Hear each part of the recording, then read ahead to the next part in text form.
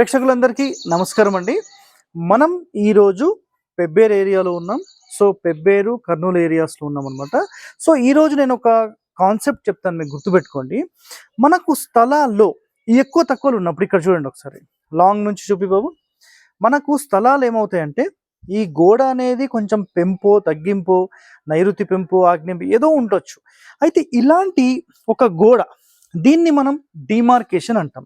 So ఈ డీమార్కేషన్ మనకు ఎలా ఉపయోగపడుతుందంటే, ఫర్ ఎగ్జాంపుల్ నైరుతి మూలలో 2 అడుగుల 3 ఇంచులు ఉంది. ఫర్ ఎగ్జాంపుల్ నేను చూపిస్తాను.